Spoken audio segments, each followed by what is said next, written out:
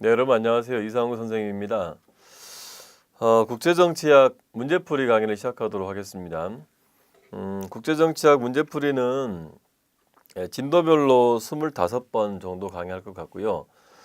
그 다음에 전범위로 5번 정도에서 총 30회 정도로 준비를 하고 있습니다.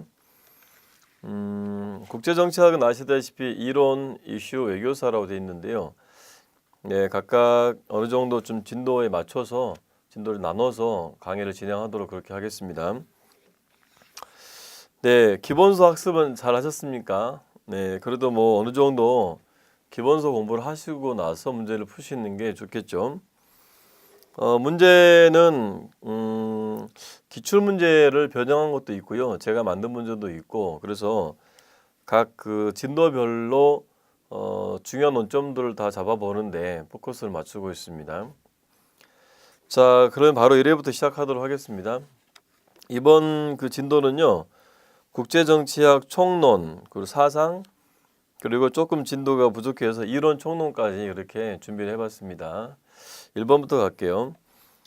네, 헤들리 불이 제시한 국제체제 역사에 대한 3개 사상 전통 중 그로티우스 시각과 관련된 내용이 아닌 것은 그로티우스 관점이죠. 세 가지 관점이 있는데 홉스적 관점, 칸트적 관점, 그로티우스 관점 세 가지가 있고요. 현실주의와 보편주의의 중간적 위치에 해당한다. 현실주의가 홉스 관점이고요. 보편주의가 칸트적 관점이죠. 중간적 위치에 해당한다. 중간적 위치라는 말은 이제 두 가지인데요.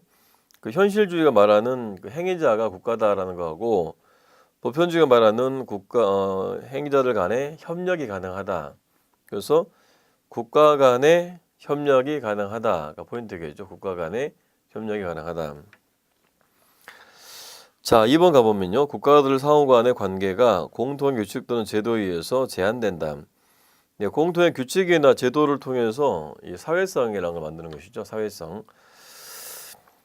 국가들 관계 그렇죠. 주권 국가들로 구성된 국제체제는 궁극적으로 해체가 되어 세계 연방을 지향한다. 주권 국가들로 구성된 체제가 유지된다고 보는 것이 이 그로티우스 관점입니다. 국가들 간의 협력을 말하는 것이죠. 협력을. 궁극적으로 해체가 돼 세계 연방을 지향한다. 칸트 이야기에 가깝죠. 칸트에 가깝긴 한데 세계 연방을 지향한다. 칸트는 세계 연방 뭐라고 그랬어요? 이데아라고 했지. 이데아. 바람직하지만 실현 가능성이 없다고 봤잖아요.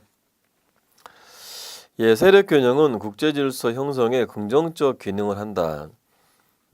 중요한 이야기인데요.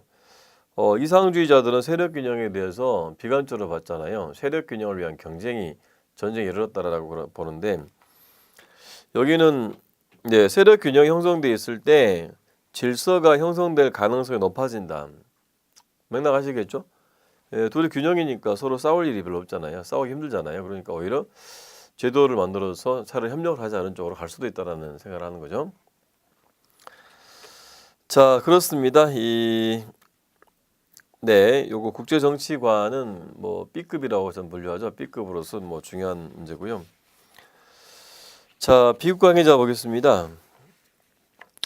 옳지 않은 것은 비국 관계자에 대해서 콕스는 세계 질서 변혁에 있어서 긍정적인 기능을 할 수 있다라고 본다. 그래서 뭐 초국가적 역사블록이라 그러죠.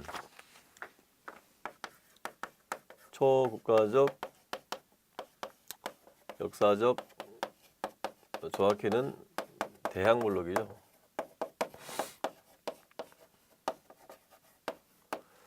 그래서 그 미국이 주도하는 신자유주의 질서에 대항하는 새로운 질서를 만들어낼 수 있는 그런 세력이라는 뜻이고, 그런 면에서는 이제 신자유주의 질서를 개혁하는 거니까 착취적 질서를 개혁하는 거니까 바람직하다 볼 수 있겠죠. 2번 자유주의에서는 비국 관계자들의 영향력을 인정하면 이게 논쟁이에요. INGO들이 영향력이 있냐 없냐 이거 논쟁하잖아요. 있다는 거고 비국 관계자들이 정치 과정에서 역시 긍정적인 영향을 줄 것으로 본다. 뭐 여러 가지 뭐 국제 문제겠죠. 국제 문제를 해결함에 있어서 도움이 될 거라는 얘기죠. 현실주의에서는 국제기구나 다국적 기업 등을 국가의 정치 목표 달성을 위한 수단으로 간주한다. 이 국가의 정치적 목표는 기본적으로 생존과 안보, 권력 이런 거죠. 그래서 얘네들은 전부 다 권력 정치의 수단이라 보는 것이고요. 네, 국제 그 기구에 대해서 뭐라고 얘기합니까? 네, 그래서 뭐 중요한 이야기니까 현존 권력 관계의 단순한 그렇죠. 현존 권력 관계의 단순한 반영물이다. 현존 권력 관계의 단순한 반영물이다. 이렇게 말합니다. 자, 그렇습니다. 4번에 자유주의에서는 비이익관계자들이 국가가 개별적으로 해결할 수 없는 국제 문제를 해결할 수 있도록 해주며 현 웨스트팔리아 국제체제를 유지하는 역할을 한다고 본다. 그렇지 않죠. 웨스트팔리아 체제를 변화시키는 역할을 하는 것입니다. 당연하죠. 웨스트팔리아 체제는 국가들 중심 체제를 말하기 때문에 그 체제를 약화시키기 위한 역할을 한다고 보는 것이고 이게 또 논쟁입니다. 현실주의는 NGO들에도 불구하고 이런 근대 체제가 유지된다 보는 것이고 자유주의에서는 이제 변화된다고 보는 것이죠. 자, 3번은 좀 뜬금없네요. 이슬람 체제 어디 공부하다 보니 있어서 써놨는데요. 하여튼 그 시리아 사태나 뭐 이런 IS 이런 것 때문에 또 뭐 중동 테러 문제가 많잖아요. 그래서 좀 적어본 것 같은데요. 이슬람의 집 다랄 이슬람, 이슬람 교도의 지배 아래 놓여 있어서 이슬람의 법이 완벽하게 시행되고 있는 지역 다르 알 이슬람, 이걸 더 많이 만드는 거겠죠. 전쟁의 집 다르 알 하르브, 이 교도의 지배 아래 있어서 이슬람의 법이 행해지지 않는 지역을 말한다. 별게 다 있네요. 그냥 그런 게 있다. 보험용 논점이에요. 지하드, 성전을 말하죠. 지하드로 왔죠. 예, 무슬림으로 군에 종사할 만한 신체를 가진 사람은 누구도 음상이다. 예, 성전은 뭐 수단에 그 제한이 없겠죠. 군사적인 수단, 비군사 수단 전부 다 들어가는 것이고요.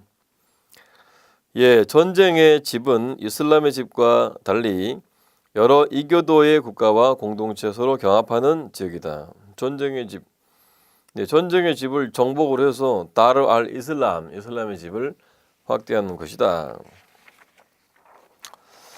예, 4번 공공외교인데요.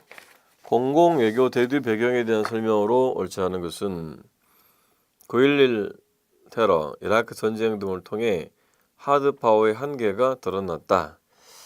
이건 이제 공공외교가 추구하는 게 뭐예요? 예, 그렇죠. 연성 권력이잖아요. 그래서 하드파워가 한계가 있으니까 연성 권력을 추구하는 것이고 연성 권력을 확보하는 외교죠.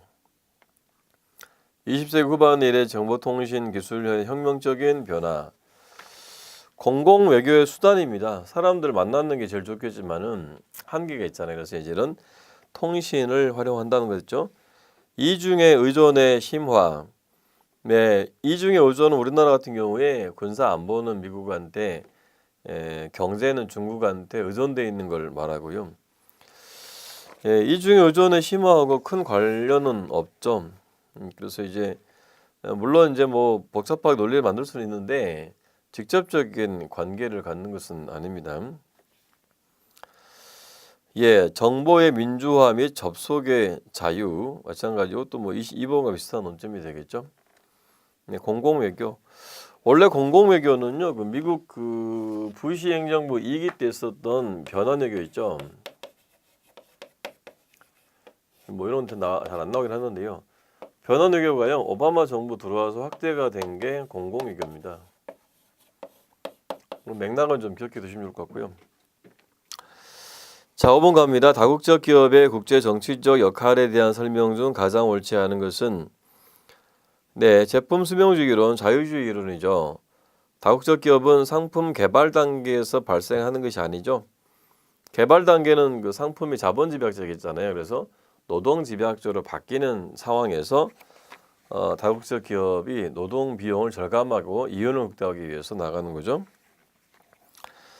예, 상호전론에서는 다국적 기업이 국제 정치의 주요한 행위자 중에 하나이다. 네, 상호전론은 그 자유주의 개혁이기 때문에 이런 그 비이익관계자들의 영향력을 인정하는 거고요. 마르크스주의 다국적 기업은 중심부가 주변부를 착취하는 수단이다. 네, 이건 뭐라서요? 식민주의 기억하시죠?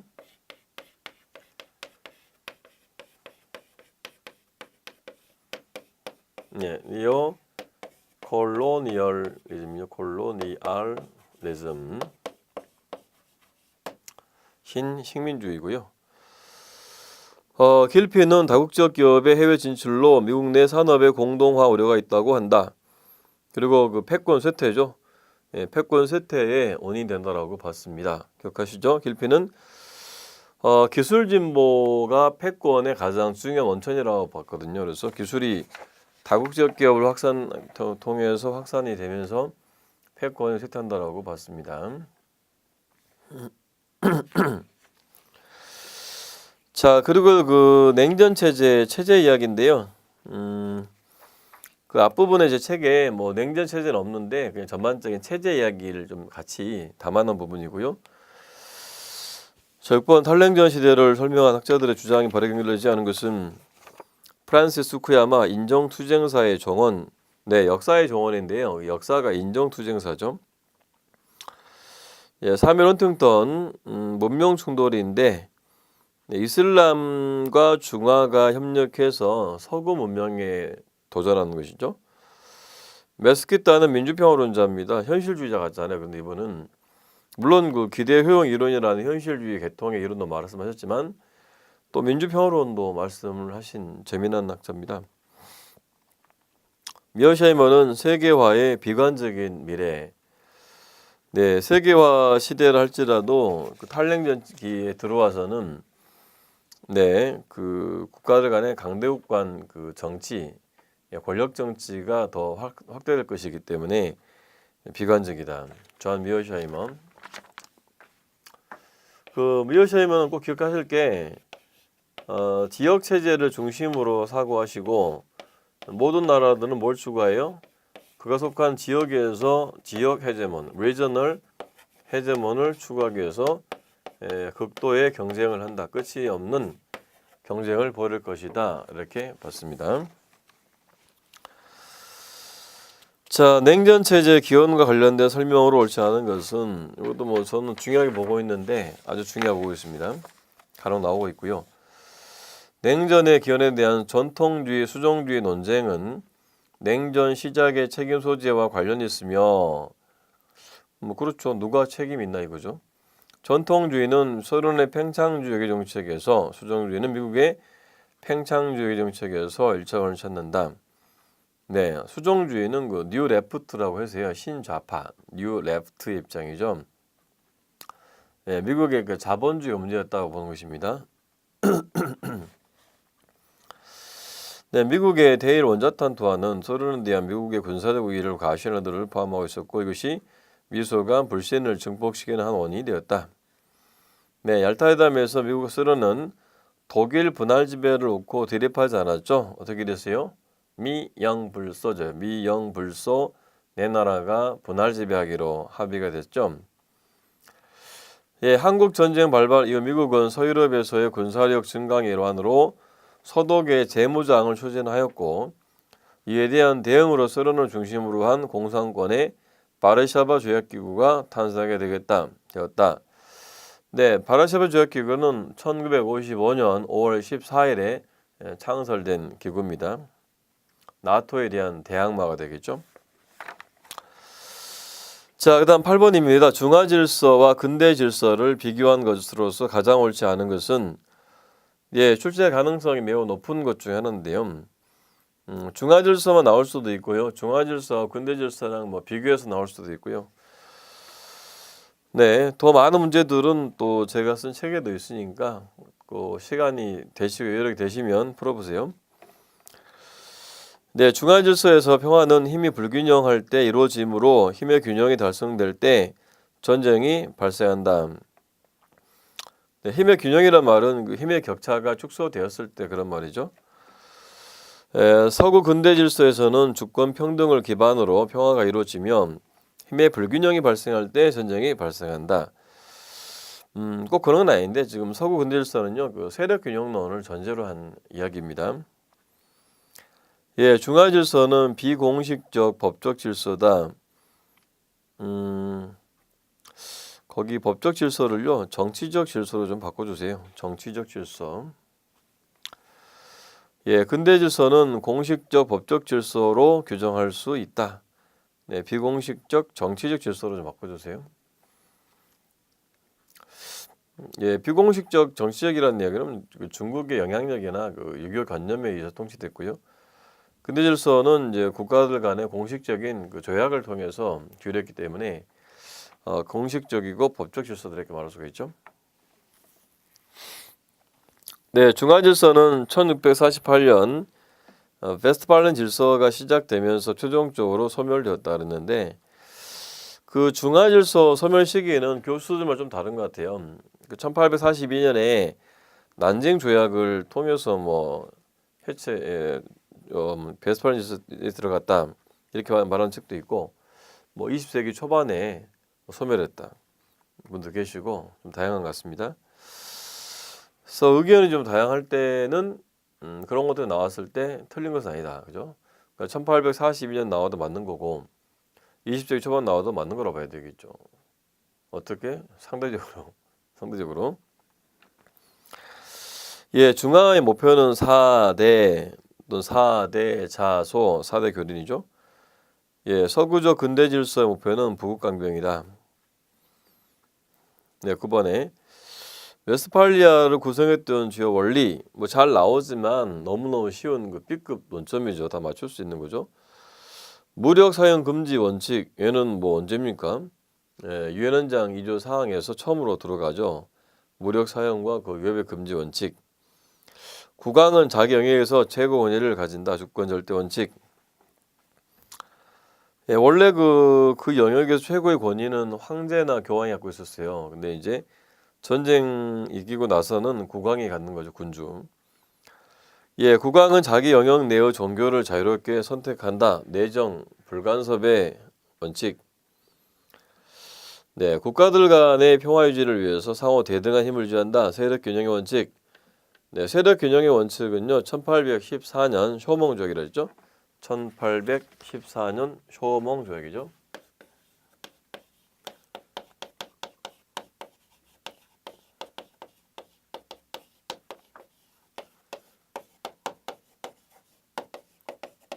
예, 시험에서는 그 최초 이야기를 잘 따지니까요. 쇼몽 조약에서 비호표를 처음 명시했고요. 네, 그렇습니다. 자, 10번 볼까요? 냉전 체제 형성 요인에 대한 각 학파의 설명으로 옳은 것은 이것도 제가 기다리고 있는 중요한 문제거든요. 죄송합니다. 전통주의, 권력지향적인 국가가 이 보편적 속성을 할 때 냉전은 불가피했다. 네, 포인트는요. 권력지향적인 국가죠. 국가의 속성을 얘기하고 있죠. 불가피했다. 예, 현실주의.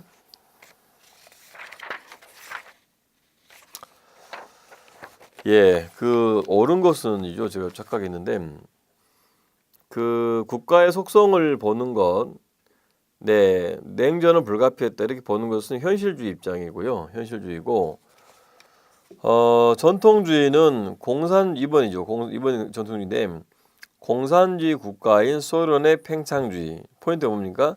공산주의 이념. 또 소련보다는 그 스탈린의 성향 이런 것들을 강조합니다. 그러니까 둘 다 소련 책임인데 전통주의는 원래 국가가 그렇다는 거, 불가피하다는 거하고 전통주의 말고 현실주의는요. 죄송합니다. 현실주의는 권력지향적이고 전통주의가 공산주의 이념, 또 스탈린의 성격 이런 걸 보는 것이 전통주의입니다. 예, 밖에서 있습니다. 그 다음에 수정주의는 자본주의 속성을 고려한다는 거 맞고요. 미국에 의해서 촉발됐다는 것도 맞는데 냉전은 피할 수 있었다고 본다 그랬죠.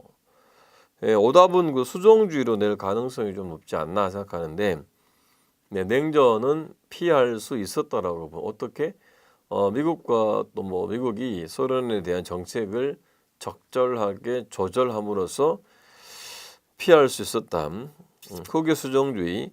냉전은 미국과 소련의 권력 정치에 의해서 1차적으로 야기되었다. 소련의 공산주의 이념과 미국의 자본주의 이념이 냉전을 증폭시킨 역할을 했다고 본다. 그 후기 수종주의의 포인트는 뭐냐면 절충설입니다. 미국의 책임과 소련의 책임이 다 있다고 보는 절충설이죠. 자, 11번입니다. 탈냉전 체제에 대한 각 이론적 설명에 대한 연결이 옳지 않은 것은 그랬는데요. 예, 세계화, 정보화 등의 변화에도 불구하고 주권을 쇠퇴하지 않았으며 근대 국제체제의 역사 역시 견고하게 유지가 되고 있다. 이것은 현실주의 입장이 되겠죠. 네, 세계화에도 불구하고 근대 체제가 유지가 된다는 거고요.